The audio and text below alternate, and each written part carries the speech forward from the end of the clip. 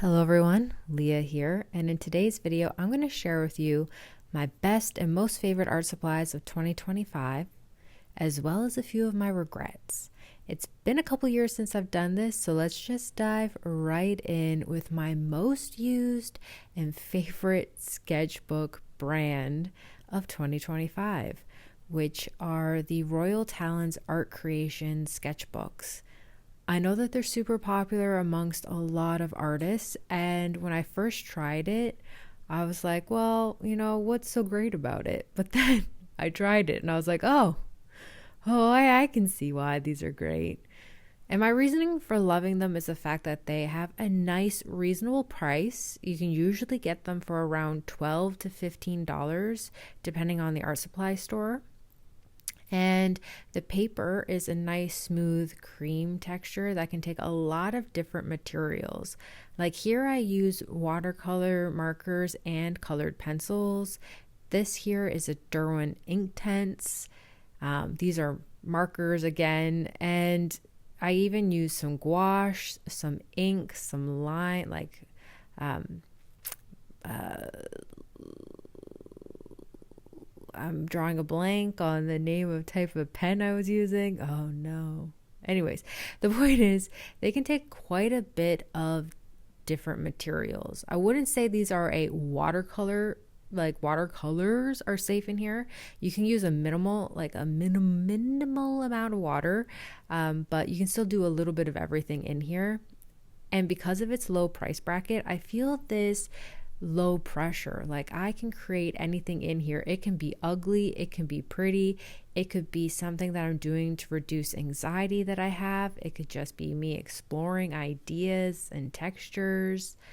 I even have these square ones here that I use for color exploration and just exploring so many different things. Now,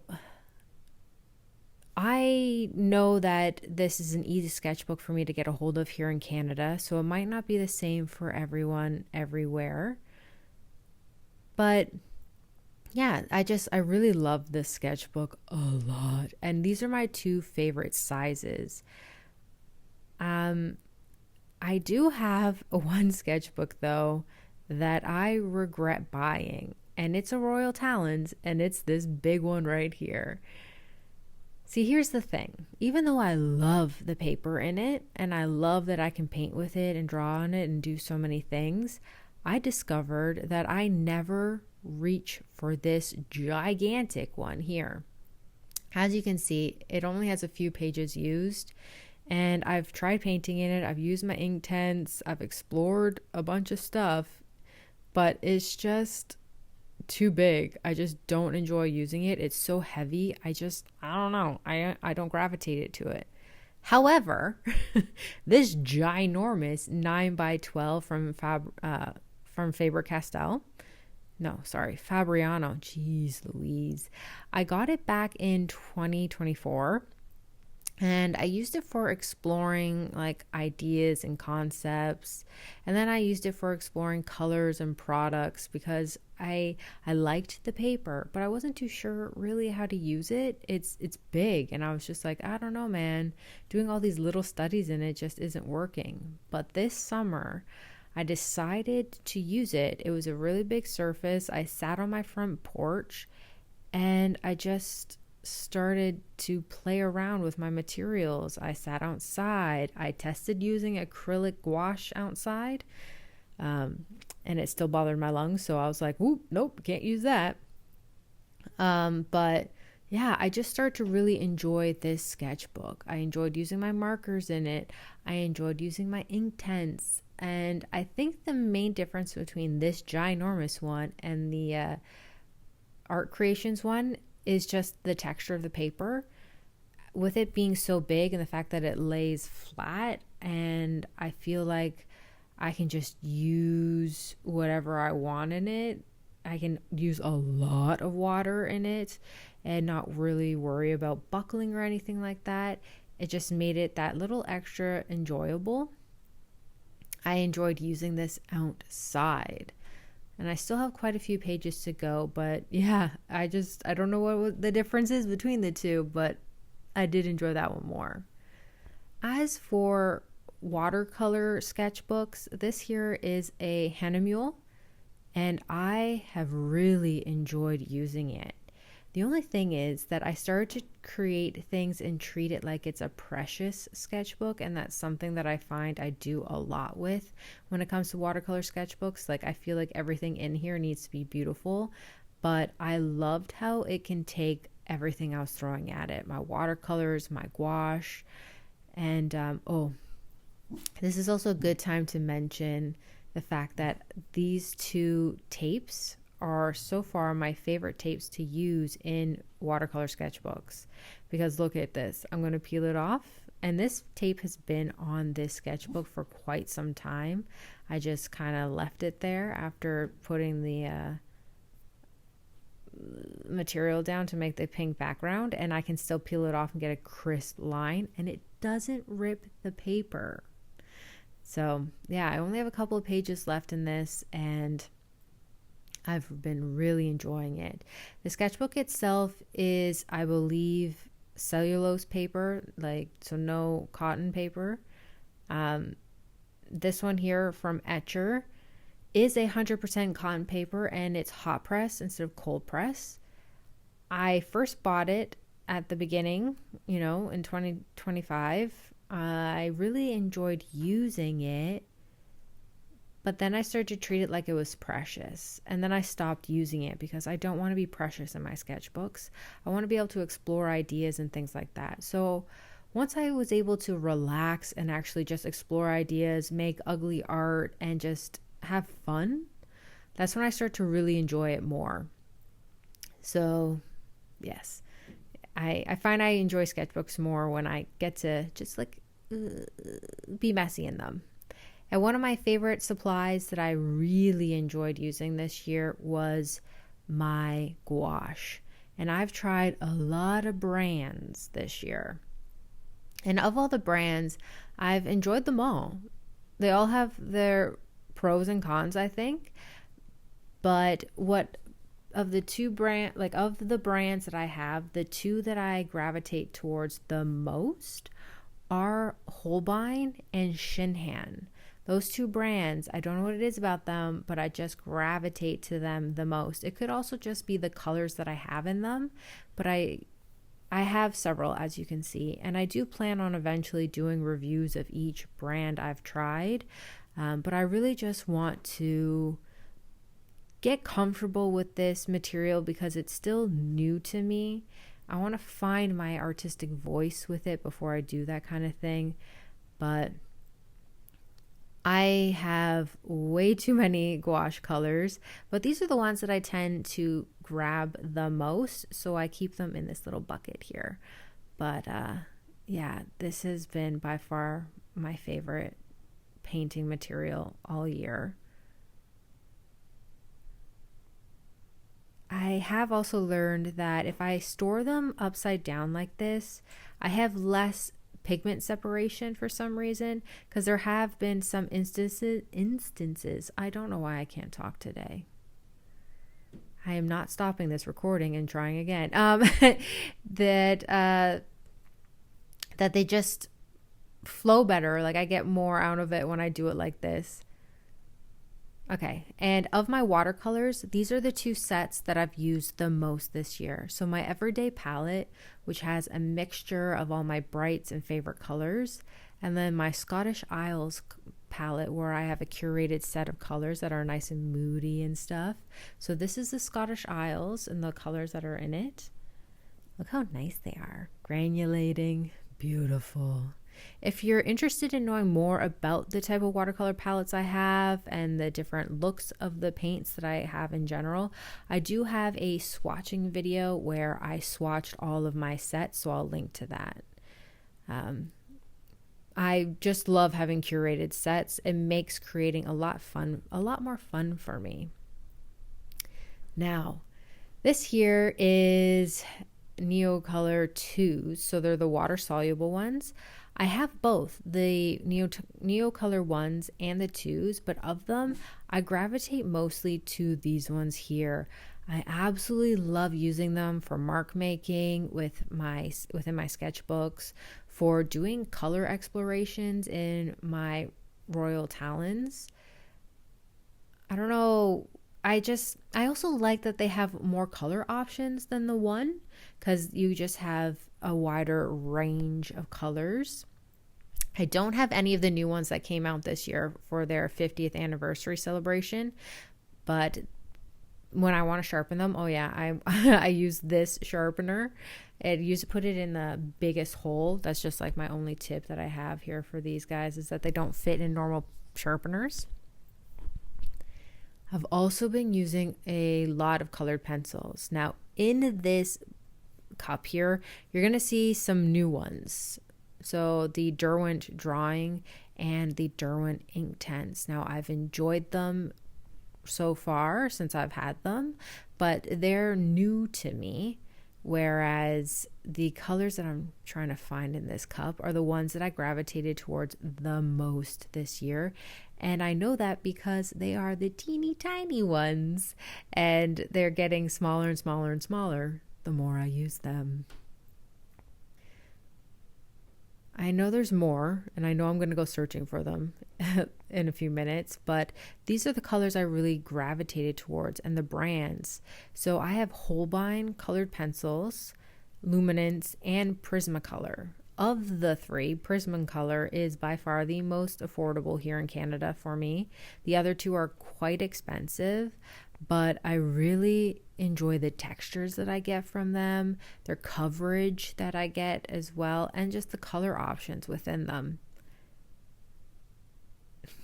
So while I was recording this, there was just so much noise going on in the background. I was like, I'm just gonna do a voiceover. That's my only option. So I can't even remember what I was saying at this point in time when I was searching for them. But basically, I'm just looking for the colors that have gotten the smallest and that I've replaced, and, still keep getting down really small.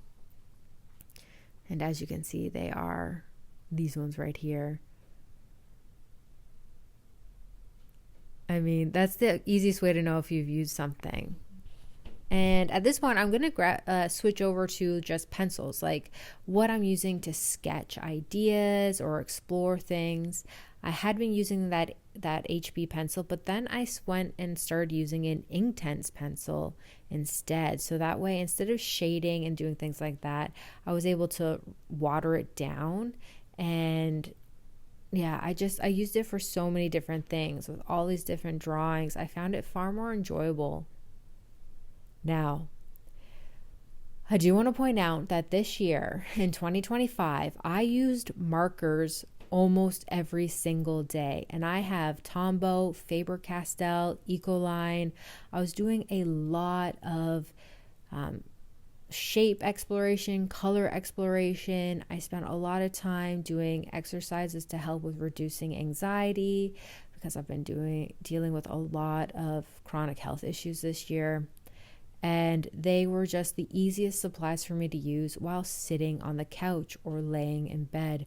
Markers have become this saving grace of an art supply for me. And during the year, I noticed that I have certain colors that I just constantly kept having to replace. And it was these 4 from Tombow. I didn't even realize that these were my go-to colors. Like I just naturally use them in larger quantities than my pinks and my blues, which is weird because I love pink and blues. But this year, these were the colors. There is one blue. I don't know why I don't have it in my hand. Oh, here we go. I'm putting it in my hand now. This one from Faber-Castell's Pit line.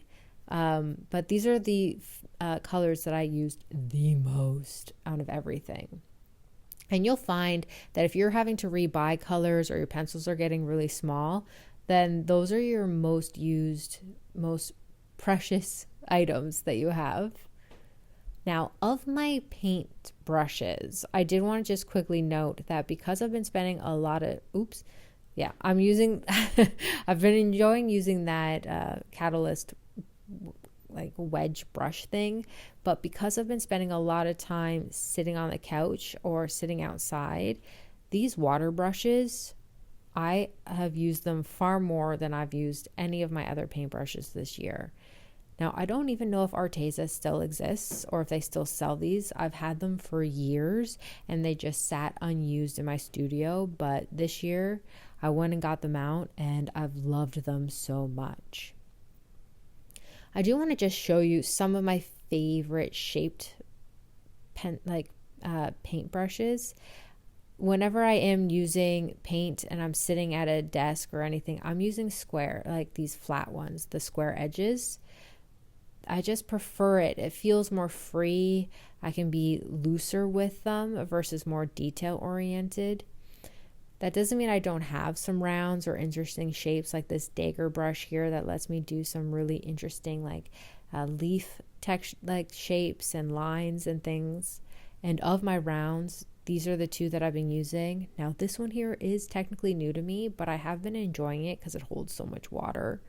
But yeah, I've been sitting at a dining room table creating a lot of my artwork, and this little compact water cup that I've been holding my brushes in, I love it because I can make it really small when I'm taking my art supplies outside with me in the summer, and it's really light, so it's easy to carry around. A lot of my supplies that I've been using this year have been things that have been easy for me to take with me as I go. I also forgot, I wanted to mention, I've been using these jelly pens for my white accenting details, which now leads me into some supplies that I regret. Now, this white brush here, I thought it'd be really cool to have because it's white ink, it should be really thick, and I know it looks thick when I just brushed it on my finger here, but when I use it in my sketchbook, it either looks quite diluted and not like a solid white, or when I get the solid white and there's a lot of it there, it cracks when it dries, so it flakes off of the sketchbook page, and I just don't like that. I also really did not enjoy this Faber-Castell Pit one because it's supposed to be white, but it's like dry. It doesn't even come out right. I don't know. I just regretted it. I also regretted buying this full set of pencils. I started the year off with doing a lot of my sketching with just a regular HB pencil, and I wanted to explore using shading, darker areas and doing things, and I really liked it. It got pretty small, so I went and bought a full set, and the problem is a few weeks later I discovered the Inktense, and I started using that instead. So all I had to have was one item on me and a water brush, and that's all I needed was those two things versus having to carry all these pencils in this tin. So I kind of regret having it. I know technically I'll probably find a use for it down the road, but yeah. Now, of my gouache, I have some regrets. This rose color from Shinhan, I regret buying this one because I was unaware that these pigments, when used together, frequently produce a smell, and that smell is not uncommon according to the manufacturer. They are trying to find a way to reduce the smell, but it's so gross I couldn't use it.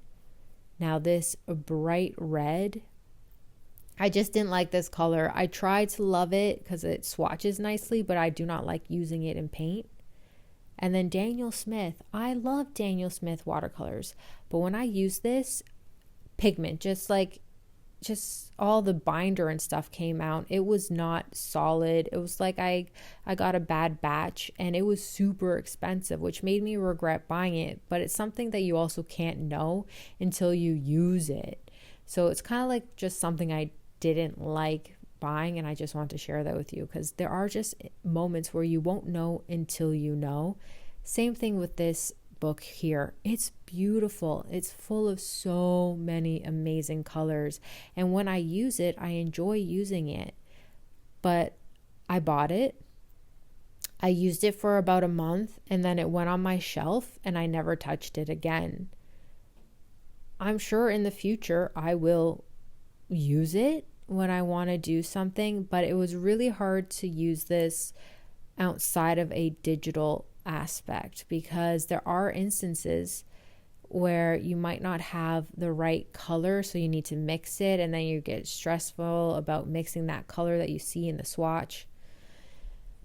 This one here, I had high hopes, but it's a Stay Wet palette.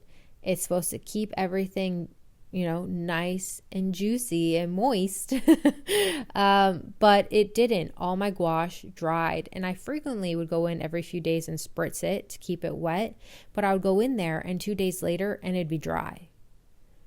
And I had taken an online class for how to do gouache so I could learn how to use it. And they were using something like this. Now, it wasn't the same brand, I doubt. She didn't ever mention, the instructor, what brand she was using. But with this one, it feels like the airtight sealant just isn't big enough. Like, it doesn't actually create an airtight seal. So it created everything to dry, and when it cracks, it flakes because it's gouache, and I really disliked. It's a regret. It's a huge regret. Alrighty, we have reached the end. I fumbled a lot of words, but at least I got through my list. Yes! I really enjoyed reflecting on the supplies that I used this year.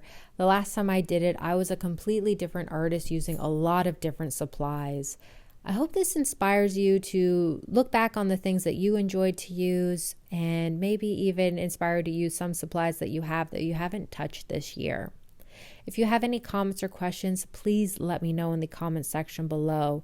This video is most likely going to be my last one for 2025, so I hope you all have a great holiday season and a happy new year. If you have any requests for the new year, please also include that in the section below. All right, once again, thank you so much, and until next time, stay magical.